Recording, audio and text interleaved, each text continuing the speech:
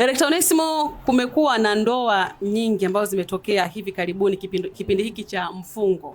Ndoa za wasanii na baadhi ya wasanii kubadilishwa dini. Kwa upande wako unalizungumzia? Kwa kifupi, kwanza niwaambie Waislamu wote asalamu alaykum, wa Kristo Bwana Yesu asifiwe, na mfungo huu ukawe ni mfungo wa heri. Kwa kifupi mimi niseme hizi ndoa ambazo zinaambiwa kwamba ni ndoa za uji, kwa kweli zina brandi vibaya watu. Lakini ukija ukiangalia tena kitu kimoja, kwa mimi niseme kitu kimoja, unapozungumzia ndoa za uji ni kwamba ndoa zinazopatikana msimu wa mwezi mtukufu ili mke anaolewa akapike. Elewa concept. Na huyu mwanamke akanipikie uji. Sasa sidhani kama wanaolewa mwezi mtukufu wao wenye hizi ndoa za uji wanakuwa ni watu wanaolewa alafu wanakuwa kuna mapenzi ndani yake. Ndoa nyingi zinakuwepo kwa ajili ya interest tu za kufurahisha jamii na za kufanya watu wengine. Unajua unaweza ukawa umeoa mbele za watu ila unazini.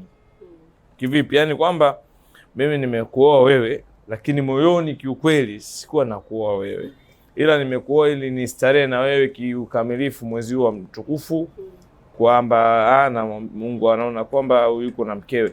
Lakini ukija kuangalia kiuhalisia mwezi mtukufu unapoisha na wewe kazi yako imefanya nini? Imeisha, kwa sababu nitakuwa nimeshakuchoka, nimekukinai na nitatafuta sababu za kuachana. Kwa hiyo mimi binafsi sidhani kama mwanamke mwenye akili atakubali aolewe kwenye ndoa za uji.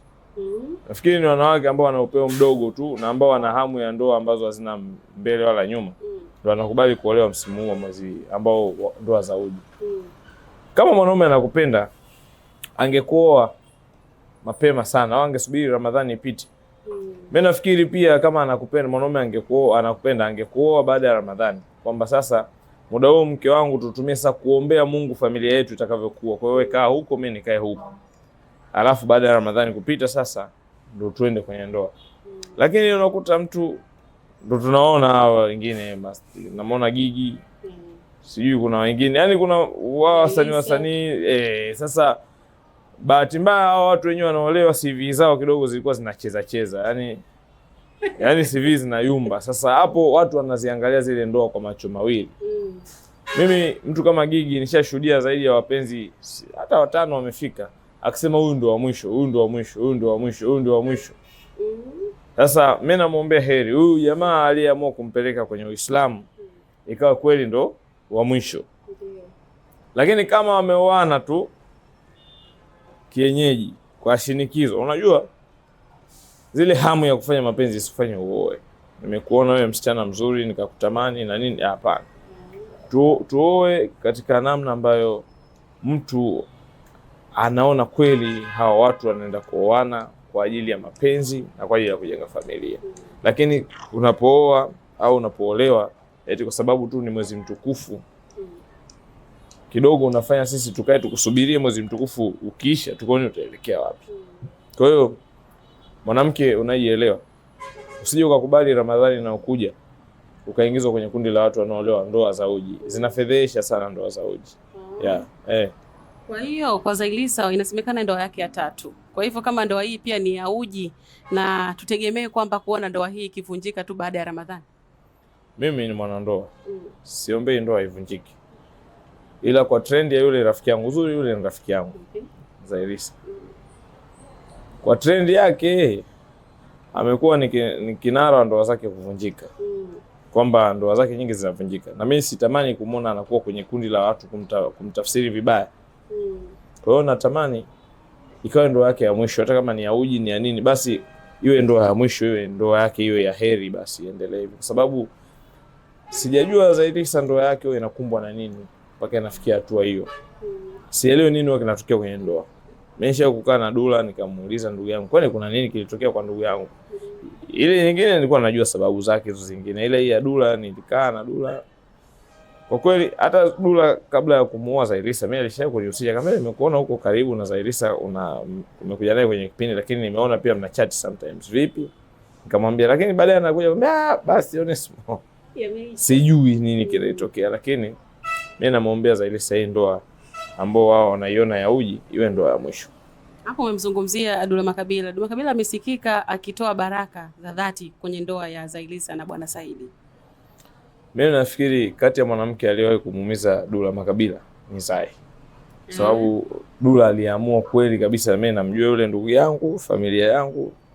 Namjua kabisa Dula Makabila alishakubali na alishatubu, kasema mimi sasa hivi sifanyi anasa zingine, nimempata Zai, nimemaliza. Ndio maana hata kuumia aliumia. Kwa hiyo Dula ni kama vile kuna wakati namuona haja move on kwa Zailisa kabisa. Kweli? Yeah. Kumbe. So kama move on utamzungumzia mtu, utafuatilia mambo yake, utaendelea mambo yako. Lakini Zai ka move on kwa Dula. Na sidhani kama Zai alimpenda Dula kweli. Kwa sababu amesahau haraka. Wakati mwanamke ndio mgumu kusahau haraka. Kwa hiyo nahisi kulikuwa kuna namna ambapo kuna kitu alikitaka kwa Dula, alikipata au alikikosa kwa wakati, ndio maana amemsahau Dula haraka. Kwa hiyo anasema ni kweli. Sijui. Wewe ndio rafiki yako. Sijawahi kuanza kudiscuss mahusiano yake. Mimi ninachoangalia kama tuna kazi tunafanya imeisha. Issue ya Dula Makabila kumzungumzia Ally Kamwe na kusema kwamba Ally Kamwe kule kuna mashindano ambayo yanafanyika Samia Cup kule anakoenda haendi kwa ajili ya kusimama kama kocha bali kwenda kutafuta wanawake, kwamba Ally Kamwe ni mtu wa wanawake sana. Hakuna mwanaume ambaye sio mtu wa wanawake. Mimi mwenyewe ni mtu wa wanawake. Sasa kuna mwanaume ambaye ni mtu wa wanaume. Kwamba kila mwanamke ambaye atakuwa anapita tu wewe fresh. Swala ni moja. Yaani kuna mwanaume ambaye ni mtu wa wanaume. Wanawake. Kwa sisi wanaume ni wa kila mwanamke. Lakini maana ilikuwa ni tofauti. Kwamba anadini na wanawake tofauti. Sasa hilo ni swala ambalo ni la kwake. Mimi Ally Kamwe ninachojua alioa ndoa ikayumba basi. Lakini swala la kwamba anafuata wanawake kule, Ally Kamwe anaweza kupata mwanamke popote anapotaka. So Ally Kamwe sasa hivi ana hela na kuna wanawake hapa, ukichukua wanawake 20 usikute hata naona ni mmoja wapo. Ally Kamwe akiwataka kutokana na platform alionayo anawapata. Kwa hiyo Ally Kamwe na Dula Makabila pia ni watani sana, wanataniana. Kwa hiyo alimtania, lakini Ally Kamwe sio kwamba alifuata wanawake kule. Lakini wanaume wenzangu wote tunajijua sisi ni watu wa wanawake. Kwa hiyo sio mbaya kusikia mwanaume mwenzako anafuata wanawake. Lakini ni mbaya kusikia mwanaume mwenzako anafuata wanaume wenzake. Inakuwa inaleta kidogo. Tuzungumzie swala la Harmonize na Mwijaku, issue ilivyotokea mpaka Harmonize akaambiwa na Mwijaku kwamba sasa haifai kwa kipindi hiki kuishi pamoja na Kajala, sivyo aweze kufanya nini, kumuoa.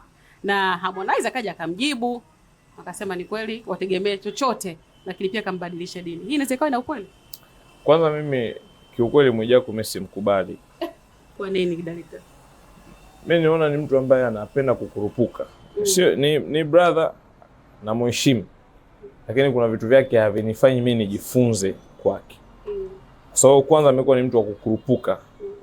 Unashangaa akakurupuka, anavamia mambo ya watu, anaenda kuongea mambo ya watu.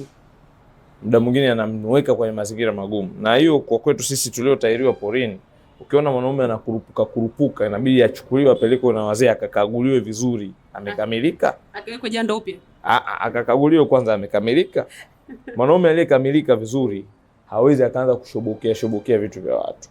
Na mwanaume aliyekamilika vizuri hawezi akaumia mwanaume mwenzake kuwa na mahusiano na mwanamke mwingine. Mimi nishaye kumzungumzia Harmonize. Nikamtahadharisha Kajala kwa sababu ya namna juzi imeonekana video ya Kajala na Harmonize, Mario na Paula. Nilichokisema kwenye content yangu wanajua, walinishambulia sana kwamba mimi sijui ya news sawa. Lakini kile kitu kuna watu walinitagi wakaambia director ulichokisema tunakiona hapa kwamba wewe sasa hivi Sami mko na mwanao sehemu ya mwanaume ambaye hajakuoa. Ndio. Mwanao ameolewa ila wewe uko na mwanaume ambaye warika la mwanao na hajakuoa. Kiafrika imekaaje? Haijakaa sawa. Kwa hiyo sasa kuna namna fulani Mwijaku anaripuka, muda mwingine yuko sawa, muda mwingine hayuko sawa. Ila mimi nimwambie tu ukweli. Mwijaku tabia yake Watanzania wengi hawaipendi. Ndio maana anaona Watanzania wengi wako against naye, kwa sababu pia anakuwa kama ni mtu ambaye ana njaa kali. Unajua muda mwingine njaa inaweza kumfanya mtu akawa kichaa, akaanza kuongea akiona mtu yaani mwenye njaa ukimpa hata 500 anaweza kukupa story ambazo yaani mradi tu ajikoshe kwako. Kwa Mwijaku aache kujikosha. Na by the way mimi na uhakika Mwijaku amfikia Harmonize kwa lolote. Mimi na uhakika wa 100% kabisa. So Mwijaku mwenyewe ndio maana muda mwingine anapewa kashfa nyingi kwamba mkeo ndo maisha yako, mkeo ndo maisha yako. So mimi ni mwandishi. Hakuna kitu kinaweza kunilipa. Yaani sisi waandishi maisha yetu tunajijua. Huwezi ukajenga ghorofa na nini. Yaani labda wewe mchakarikaji kama Baba Levo. Ndio maana Baba Levo kamwacha mbali Mwijaku. So Baba Levo amejiongeza mpaka anachaguliwa kuwa mbunge, watu wameona IQ yake ni kubwa. Mwijaku alienda kugombea, muulize kilichompata. Chama chenyewe kaona huyu mtu anaweza karopoka mipango, kikao cha siri akaropoka tu. Kwa hiyo Mwijaku achunge mdomo wake, asipende kuropoka vitu ambavyo muda mwingine vinaweza vikawa ni sababu ya watu kuwa kwenye taharuki. Apunguze, Mwijaku aache kuleta taharuki kwenye mahusiano ya watu. Aache kuzua taharuki. Kwa swala la Harmonize kumbadilisha dini Kajala ni kweli au alisema tu ili kuizima ile swala la Mwijaku alilozungumza mtandao? Mimi sijafuatilia sana. Ila kama ana mapenzi mema, mimi natamani kama ana mapenzi mema Harmonize kwa nani, kwa Kajala, amuoe. Kiukweli kabisa. Kwa sababu by the way wale wameshindwa kuachana kwa sababu ni watu wanaopendana sana. Na wanagombana, ukishaona watu wanagombana wanarudiana, wanapendana wanarudiana, tayari na maana wale wanapendana sana na waoane. Natamani wewe. Natamani wewe. Wewe unahisi Kajala kweli itakuwa rahisi kurudi kwenda kwenye Uislamu kutoka kwenye Ukristo? Mapenzi sio dini. Na upendo ukishakuepo hauchagui chochote. Kwa hivyo swala la Kajala kukutana na sehemu moja na mkwewe, hiyo ni sahihi ama sio sahihi? Mimi kwangu mimi ni matusi. Mimi yani kwanza mimi mwenyewe kabla sijaoa mimi nilikuwa naogopa hata kwenda kwenye msiba wa ndugu wa mke wangu. Siwezi kwenda. Kwa maana nikasema ukienda kutahiriwa porini ni tofauti na mtu anayetahiriwa kwenye hizi hospitali hizi. Sio kama na dharau. Sisi kule tunapelekwa chuo. Kwa hiyo sio sawa, ni matusi. Yaani kwa hiyo unashuhudia mamako anazini na mtu. So simtenda watenda kulala wawili. Kitachofanyika kule hawendi kusimama chumbani. Kazi itafanyika pale. So what for? Nini maana yake? Kwa hiyo wangekuwa wameoana, Harmonize alikuwa na uwezo wa kumwambia Kajala, mwanangu njoo. Nani yule Paula, mwanangu njoo, mjukuu wangu yuko wapi? Na kweli ikawa ni heshima, so nimemoa mama yako. Haijalishi umri wangu ni aina gani, lakini hajamoa mama yako. Sasa maana yake nini? Msilete uzungu sana, mnakuja kujikuta muda mwingine kwa uzungu na haribu. Haina maana hiyo. Umezungumza kwamba Paula ameolewa na Mario, hatujashuhudia hiyo ndoa director. Si ilifungwa ile ndoa jamani, au mimi ilifungwa ndoa hiyo. Ilifungwa hiyo ndoa bwana. Lakini Paula bado akabaki kwenye Ukristo. Sasa hilo ni swala lao, lakini mimi ninachoona ni kitu kama hicho. Au sijui, lakini naona lakini hata kwa eji yao wana haki kufanya wanayofanya, lakini sio kwa Harmonize na Kajala. Lakini Mario ni Muislamu, bado yuko karibu na Paula mpaka sasa. Ndio nimesema hivi, hao kwa eji yao wanaweza kufanya hicho wanachokifanya kuliko Harmonize na Kajala. Director, tumalize na swala zima la Diamond. Kuna shughuli ilifanyika ya ufunguzi wa mgahawa wa Shamim I think mke wa Kim. Diamond hakuonekana kule, ila Zuchu alionekana. Maneno yamekuwa mengi. Kulikoni, kwa nini Diamond hakwenda? Na katika posters ilionekana kwamba Diamond pia atashiriki. Ifikia hatua yule jamaa mumpumzishe. Yaani kwa hiyo mnataka kila kitu ambacho Diamond yani labda mimi si mfanyakazi wa Wasafi. Kwa hiyo nina jambo langu, Diamond awepo. Yule naye Diva na jambo lake, Diamond awepo. Yule ana hapana. Ndio maana alikuwepo Zuchu. Zuchu alikuwepo na watu wengine wa Wasafi, wafanyakazi wa Wasafi kibao. Mimi sikuweza kwenda kwa sababu nilikuwa na mambo mengine. Lakini msipende sana kumbananisha jamaa wa watu. Nifikia tu mwacheni apumzike. Yaani Diamond kwa ni sasa, yaani atakuwa ni mtu gani sasa hata asilale sasa. Amtume Zuchu, jamani mke wangu nenda kaniwakilishe mimi nipumzike kidogo. Sasa nyie mtamuua. Kwa hiyo hakuna shida kwenye hilo.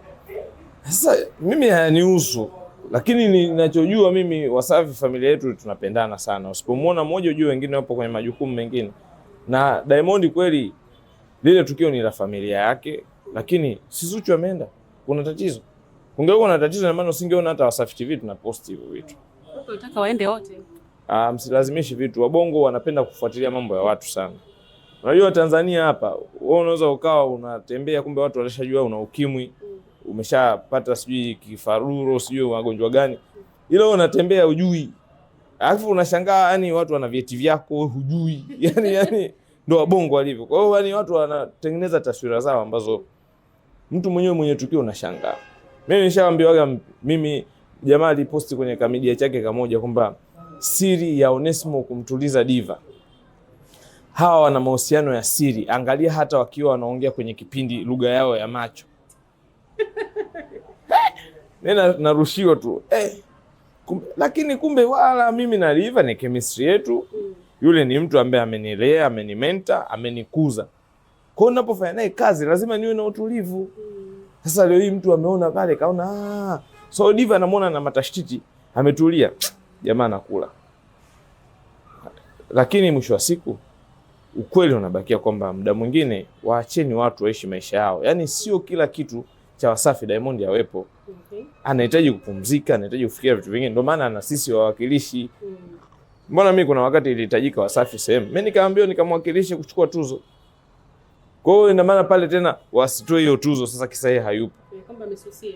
Hapana. Amesusia. Lakini yeye naye ni binadamu, anatakiwa pumzike. Muda mwingine Diamond anatamani kuintroduce watu wapya, ndio wakina Onesmo, wakina wengine pale waende mbele, watu waione Wasafi ndio ili wapo. Kwa hiyo watu waache tabia za Kiswahili za kufuatilia. Zuchu alikuwepo kwa niaba ya Diamond, wafanyakazi walikuwepo kwa niaba ya Diamond. Ndio maana hujamuona mtu amelalamika. Director, ni kweli Zuchu mama kijacho?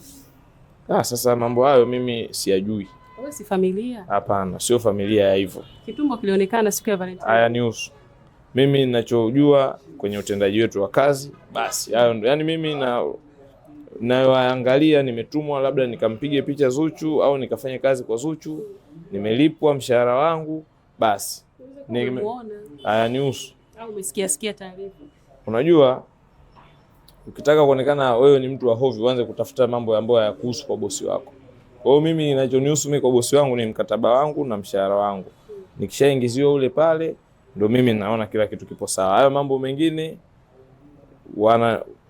ukishakuwa chawa ndio utaanza kutafuta vitu vingine. Mimi sio chawa wa Diamond. Na huwezi kuwa chawa. Mimi niwe chawa kwa nini? Kuna watu wanajenga kwa sababu ya uchawa. Sasa nimeshakwambia ukimwona mwanaume anakuwa chawa, kamchunguze vizuri, amekamilika, akipiga push up kweli zinaenda. Anaweza kusimama kuchuchumaa amebeba tofali.